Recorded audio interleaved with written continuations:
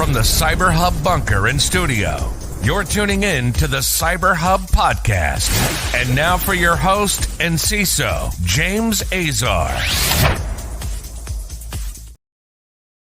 Well, good morning, security gang, and welcome to another episode of the CyberHub Podcast. It's Tuesday, May 16th, 2023. A busy show today, a lot of vulnerabilities to talk about, a lot of new different styles of attacks headed our way or already targeting our organizations. So stay tuned for this morning's show. It's going to be a packed one for that. First of all, if you have not subscribed to the show yet, please make sure to do so. We are live Monday through Thursday at 9 a.m. Eastern, right here on Facebook, LinkedIn, YouTube, Twitter, and Twitch. Find us at the CyberHub Podcast. Go to your favorite podcast listening platform, subscribe there, and get all the latest as well. Join me as we kick off every show with a tradition like no other, one that powers us through the day. Coffee. Mine, espresso. Coffee cup cheers, y'all.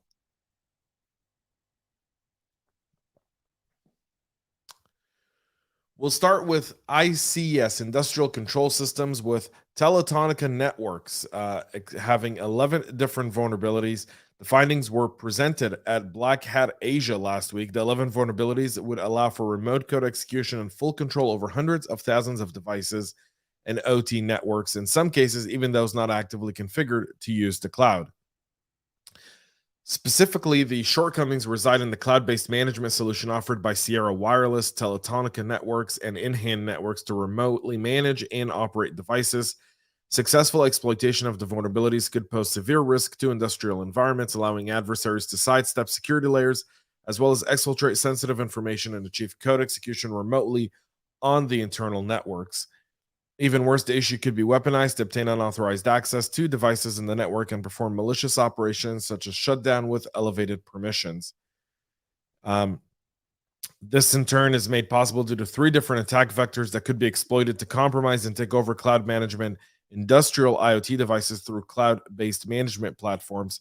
One is weak asset registration mechanism. The other one is flaw in security configuration. This one actually does have several registered CVEs: 2023 22601, 22600, and 22598. And then an external API and interface. Threat actor could abuse multiple issues identified in the RMS to expose sensitive device information. So all of these CVEs, in addition to several others, have all been now addressed according to the company. And so you could see these pivot, and that's there as well. So that's been resolved. For the most part, you got to patch those systems up. CISA is warning of a critical Ruckus bug that's being used to infect Wi-Fi access points. CISA warned today of a critical remote access flaw in the Ruckus wireless admin panel, actively exploited by a recently discovered DDoS botnet. The security bug CVE 2023-25717 was addressed in early February.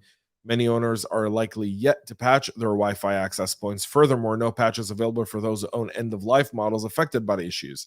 Attackers are abusing the bug to infect vulnerable Wi-Fi ABs with the Endorio bot malware, first spotted in February of this year via an unauthenticated HTTP GET request. Once compromised, the device are added to a botnet designed to launch a DDoS attack. The malware supports 12 DDoS attack modes, and cybercriminals seeking to launch that can use these as part of it.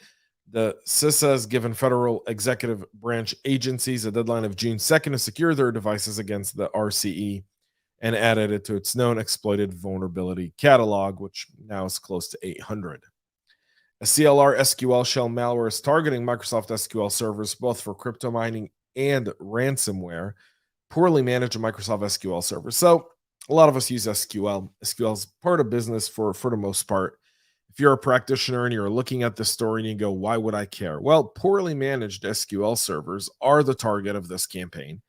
It propagates a category of malware called CLR SqlShell that ultimately facilitates the deployment of cryptocurrency miners in ransomware. While similar to a web shell, and in most cases we overlook, by the way, some of these shell commands simply because of the way SQL operates, and they're utilizing that same activity in order to execute their malicious behavior within those environments. Now, poorly managed SQL servers could be a whole series. That's a very broad definition. But if you don't know what your SQL servers are doing, if you don't know what a average day looks like in that environment, you could very much easily fall for this specific malware. Now, this isn't just a ransomware attack, it's also crypto mining. So one way to recognize if this is actually happening is to look at your bill.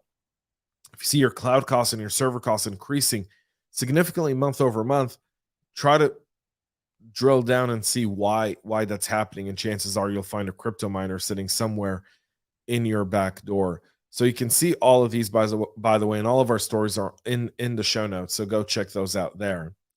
There's also an open source Cobalt Strike Geacon that's being used in a macOS attack. Geacon, which is a Go-based implementation of the beacon from the widely abused pen testing suite of Cobalt Strike, is being used more and more to target macOS devices. Both Geacon and Cobalt Strike are utilities that legitimate orgs would use to simulate attacks against their networks and improve defenses. Threat actors have also relied on them for attacks. This is a new fork in the development, according to Sentinel-1, who's been monitoring the Geacon activity in the wild and noticed an increase in the number of payloads on VirusTotal. So when it first appeared on GitHub as a promising port for Cobalt Strike that could work on macOS, people appeared to pay little attention to it. However, Sentinel-1 is now reporting that this changed in April after anonymous Chinese developers published a GitHub 2 Geacon forks, Geacon Plus, free and publicly available, and the private paid version, Geacon Pro. Historical data from VirusTotal indicates that the Mach 0 payloads for the free variant of the fork have been under development since November of 2022. Today, the fork has been added to the 404 Starlink projects, a public GitHub repository dedicated to red team pen testing tools maintained by the Chichi Shengdao laboratory since 2020. Sentinel-1 found 2 cases of malicious deployment on 2 VirusTotal submissions that occurred on April 5th and April 11th. The first is an AppleScript applet file named Ju Yinging Resume app, which is designed to confirm that it runs on a macOS system before fetching one unsigned Geacon Plus payload from a command and control server with a Chinese IP address. The researchers know that particular C2 address has been previously associated with Cobalt Strike attacks on Windows machine. So this is a significant development and something worthwhile to defend against, folks, and something to pay attention to, gang. Definitely pay attention to that. There is a security breach. The U.S. Department of Transportation is responding to breach of employee data. Their investigation and the breach came to light on Friday, was first reported by Reuters. The breach leaked the personal information of 237,000 current and former federal government employees. In a letter to Congress, the DOT said the incident affected the Transerve transit benefit system that reimburses government employees for some commuting costs. In a statement to a recorded future, the Office of the CIO at DOT said it was continuing to investigate the data breach. The preliminary investigation has isolated the breach to certain admin systems at the department used for functions such as employee transit benefit processing. It didn't affect any transportation safety system, according to a spokesperson. The support of other federal agencies, including CISA, the Office of the CIO, are addressing the breach and have suspended access to relevant system while they further investigate the issue and secure and restore the systems. The agency has frozen access to the system, according to Reuters. And it impacts about 114 current government employees, 123,000 former employees, and users of the program receive a 280 mass transit allowance per month. So there's that breach to deal with. This is obviously on the heels of other breaches that have happened, including the most recent one targeting the healthcare benefits of congressmen, women, and their staffers. In other news, VirusTotal AI code analysis is expanding to Windows and Linux script support. This is a great, by the way, add-on for so many practitioners. So Google has also added more scripting language to VirusTotal Code Insight, a recently introduced AI-based code analysis feature. This was launched with the subset of PowerShell files. Code Insight can now also spot malicious batch BAT, command prompt CMD shell, and VBS scripts. Besides the list of additions included in the Google announcement, Bleeping Computer was also able to discover that the company added support for AutoHotkey and Python scripting languages. So all of that is now available in VirusTotal. What a wonderful way to share. It's great to share with our teams. It's great to have another ability to use AI effectively. And obviously with a lot of the talk around AI and generative AI and chat GPT, this is definitely a good advance on the VirusTotal side of the house. And finally, the Washington Post is talking about these mysterious bloggers who dox suspected Chinese hackers. For years, they've been called the intrusion truth. They've shed light on Chinese hacking operations by naming suspected Chinese hackers.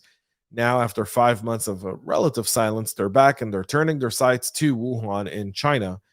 We're back to one more time to tell a familiar tale how an MSS-sponsored APT group known for its hacking operation around the world has been caught red-handed. The MSS is China's Ministry of State Security. Wuhan, one of China's most populous cities, home to some of China's most impressive cyber talent, the blog wrote. In a new revelation over the last several days, they've been delving deep into a web of Wuhan-based cybersecurity firms and school, it says, are linked to the Chinese government. The founder of a cybersecurity school identified by Intrusion Truth actually lived in Florida. And the Daily Beast Shannon Vivara reported on Thursday that APT 31, an apparent reference to China's linked hacking group, is widely known by that name. Finland's accused them. Google and Microsoft have all had claims. Same thing with UK and Mandiant. They could have broader ramifications, essentially, to show you that how it's all intertwined. And the reason that this is it's important is because a lot of our companies will come to security and risk and say, we want to do business in China. What are our risks? What are some of the things we need to look into? And obviously, there's some classical risks that come with doing business in China. But this recent report here by the Washington Post really delves deep into the fact that they're all interconnected. It's one giant web, and there's no way of doing one thing without impacting the other. And it requires a lot of planning, a lot of segmentation, and a whole lot more in order to really effectively try to do business in China. Otherwise, there's no point of doing it because the risks are just too great. And the Chinese are known to steal IP. They're known to steal business ideas, and they're known to make it their own. That's it for our show today. We'll be back tomorrow with a whole lot more. We're live at 9 a.m. Eastern right here on Facebook, LinkedIn, YouTube, Twitter, and Twitch. Catch us on your favorite podcast listening platform. Share, and thanks for everyone who was commenting on this morning's show. We try to get to the comments after the show. Till then, have a great rest of your day, and most importantly, stay cyber safe. We love feedback, so make sure to connect with us on social media and subscribe to our podcast on your favorite podcast listening platform.